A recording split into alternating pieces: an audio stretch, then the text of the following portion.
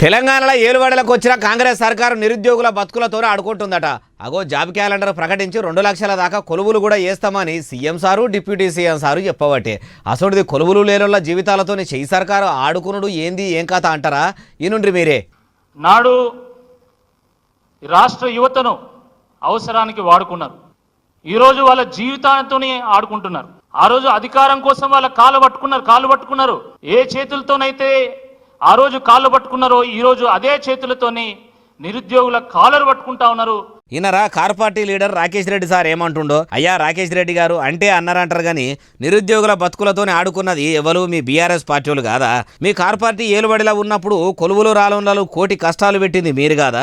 అధికారం కోసం షెయి సర్కారు లీడర్లు పోయి నిరుద్యోగుల కాలు పట్టుకున్నారని నీతులు బాగానే వల్లిస్తున్నారు. మరి మీ కార్ పార్టీ లీడర్లు పట్టుకోలేదా? అంతెందుకు మీరు పట్టభద్రుల ఎమ్మెల్సీ ఎన్నికల పోటీ చేసినప్పుడు దినాం పోయి గెలిపిమని నిరుద్యోగులను బతిలాడి బామాలలేదా?